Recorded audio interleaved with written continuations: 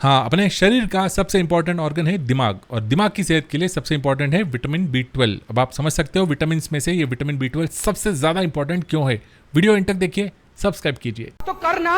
कुछ दिनों से मुझे बहुत तेज सर दर्द और चक्कर आ रहे थे, मूड भी थोड़ा डाउन था, बीपी हमेशा हाई रहता था। तो मैंने अपना ब्लड टेस्ट कराया। लैब रिपोर्ट्स में पता चला कि विटामिन B12 की बहुत गंभीर डेफिशिएंसी तैयार हुई है। हमें अक्सर वक्त रहते विटामिन B12 की डेफिशिएंसी पता नहीं चलती है। इंसान काम और संसार के चक्कर में इतना उलझा रहता है कि कमी का पता ही नहीं चलता, क्योंकि इसके लक्षण बड़े जनरलाइज है। मुझे हेडेक था। हेडेक किसी भी कारण हो सकता है, मैंने सोचा ही नहीं था विटामिन B12 डेफिशिएंसी है, उसके वजह से मुझे हेडेक हो रहा है। वैसे ही और लोगों को कुछ और सिम्टम्स हो सकते हैं, जैसे हाथों पैरों में जलन, सुइया चुभोने जैसा सेंसेशन, नमनेस, किसी को जनरल वीकनेस, बॉडी एक डलनेस वाली फीलिंग रहती है, फटीग रहता है बॉडी में, तो किसी को मुंह में छाले आते हैं।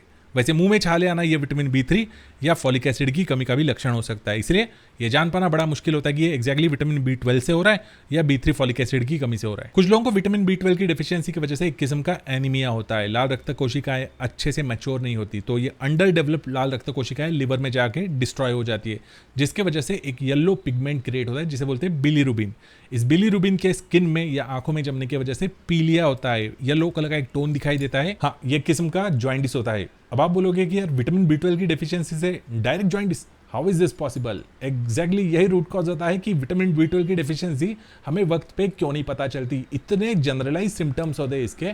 मुझे इन सारे सिम्टम्स में से सिर्फ 2 ही सिम्टम्स थे, एक तो हेडेक और ब्लड प्रेशर। डॉक्टर को फिजिकल एग्जामिनेशन से पता ही नहीं चल रहा था कि मुझे एग्जैक्टली हो क्या रहा है, बीपी इतना हाई क्यों हो रहा है, कोलेस्ट्रॉल वगैरह रीजन होते हैं। इसीलिए सारे बेसिक पैथोलॉजिकल रिपोर्ट्स कराए, जिसमें पता चला विटामिन B12 की सीरियस डेफिशिएंसी क्रिएट हुई है। तो यही एकमात्र तरीका है विटामिन B12 की डेफिशिएंसी टाइम पे डायग्नोस करने का। तो जैसे वीडियो की शुरुआत में अपन ने कहा, विटामिन B12 सारे विटामिन में से सबसे इंपॉर्टेंट विटामिन है, और वो इसलिए क्योंकि डीएनए सिंथेसिस का सबसे इंपॉर्टेंट मसाला होता है ये विटामिन B12। डीएनए इंसान के जिंदा होने का वजूद होता है, हर एक सेल के अंदर कंटिन्यूसली बनते रहता है ये डीएनए। इसका काम होता है इंफॉर्मेशन को स्टोर करना और कैरी फॉरवर्ड करना, यानी कि लाइफ को कंटिन्यू बनाए रखना। आज अगर हम जिंदा है तो डीएनए सिंथेसिस प्रोसेस की वजह से, जिस दिन डीएनए बनाने की ये फैक्ट्री बंद, उस दिन इंसान भी खत्म। Low levels of vitamin B12 की वजह से एक और सीरियस कॉम्प्लिकेशन हो सकता है, और वो है अपने खून में एक किस्म का प्रोटीन हिमोसिस्टिन का कॉन्सेंट्रेशन बढ़ता है। ये हिमोसिस्टिन नुकसान करता है अपनी आर्टरीज और अपनी वेन को। आर्टरीज के अंदर से लाइनिंग खराब करता है, स्क्रैचेस मारता है आर्टरीज को अंदर से, जिसकी वजह से आने वाले वक्त में हार्ट डिजीज, ब्लड क्लॉट या स्ट्रोक आने का खतरा होता है, heart attack. Vitamin B12 nerve cells बनाने के लिए इंपॉर्टेंट होता है। नर्व सेल्स यानी कि ऐसी कोशिकाएं जिससे अपना दिमाग, स्पाइनल कॉर्ड बनता है। दिमाग और स्पाइनल कॉर्ड में से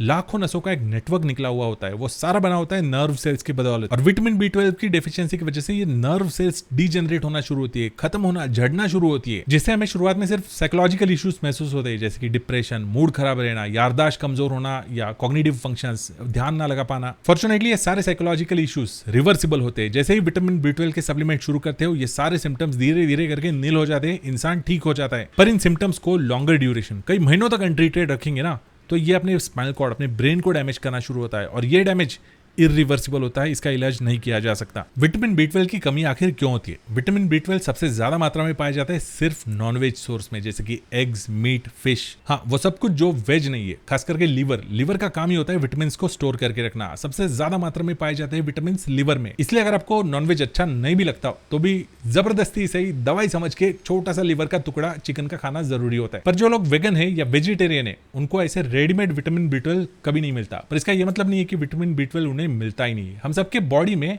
खास करके इंटेस्टाइन में, कुछ फ्रेंडली बैक्टीरियाज होते हैं जो विटामिन B12 का प्रोडक्शन कंटिन्यूसली करते रहते हैं। हमें बस उनका पालन पोषण करना होता है प्रीबायोटिक्स से। प्रीबायोटिक्स यानी कि रॉ वेजिटेबल्स, थोड़ा सा कच्ची सब्जियों का सलाद, फिर ये सलाद अपन खाएंगे तो अपने बैक्टीरियाज भी उन पे थोड़ा सा हाथ मारेंगे। हाँ, बैक्टीरियाज भी फाइबर से भरपूर भाजी पाला थोड़ा सा खा लेते हैं और बदले में हमें देते हैं विटामिन B12 बना के। पर कुछ लोग बैलेंस डाइट लेते हैं, वेज नॉन वेज सब मिक्स, पर फिर भी उन्हें विटामिन B12 की डेफिशिएंसी डायग्नोस होती है। क्यों? क्योंकि स्टमक में विटामिन B12 एब्जॉर्ब ही नहीं हो पा रहा है। आप खा तो रहे सब कुछ, लेकिन पच नहीं रहा है। हम सबके स्टमक में होता है हाइड्रोक्लोरिक एसिड, जो कि डाइजेशन के लिए इंपॉर्टेंट है। विटामिन B12 जो प्रोटीन के साथ नेचुरली जुड़ा हुआ रहता है ना, उसे हाइड्रोक्लोरिक एसिड अलग कर देता है। यह विटामिन B12 आगे चल के इंट्रिंसिक फैक्टर नाम के सिंपल केमिकल्स के साथ फ्यूज होता है, जिसकी वजह से अपने बॉडी के लिए वो आसान होता है एब्जॉर्ब करा के लेने के लिए। अब यहाँ दिक्कत यह है कि कुछ लोगों में एसिड इनफ बनता ही नहीं या इंट्रिंसिक फैक्टर ही मिसिंग है। ऐसा उन लोगों में पाया जाता है जिनको अक्सर इनो वगैरह पीने की आदत है, थम्स अप पेप्सी पीने की आदत है, या प्रोटॉन पंप इनहिबिटर्स, एंटासिड की गोलियां, मेडिकल वाले के पास जाके बोलते हैं ना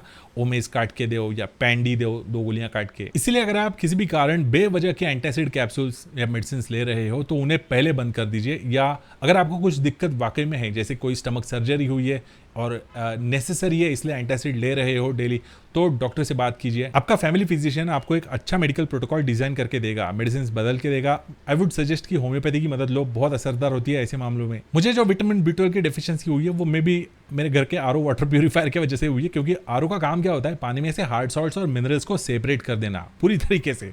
कोबाल्ट जो कि साइनोकोबालामाइन का यानी कि विटामिन B12 का एक इंपॉर्टेंट हिस्सा होता है, उसे ही आरओ प्यूरिफायर हटा देता है, जिसकी वजह से पानी से विटामिन B12 हट जाता है।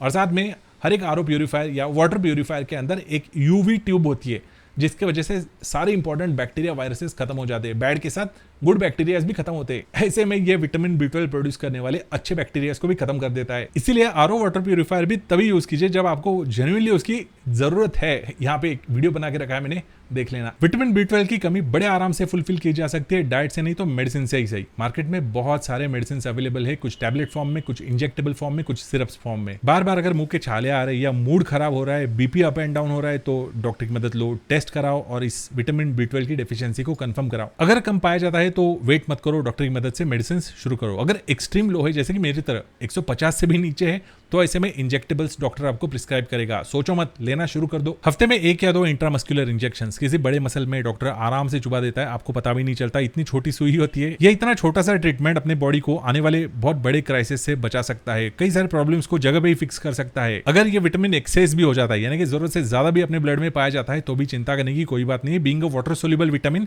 ये अपने बॉडी से यूरिन के थ्रू चला जाता है, पर इसकी कमी हम वाकई में अफोर्ड नहीं कर सकते। वीडियो कैसे लगा कमेंट बॉक्स में मुझे बताओ, अच्छा लगा हो तो शेयर भी कर दो। अपने सोशल मीडिया हैंडल्स पे सब्सक्राइब नहीं किया है, सब्सक्राइब करो। मिलते हैं बहुत जल्द ऐसे इंटरेस्टिंग वीडियो में, तब तक के लिए बाय बाय। आपके दवा दारू का इंतजाम कर दिया, आपकी दारू का नहीं दवा का।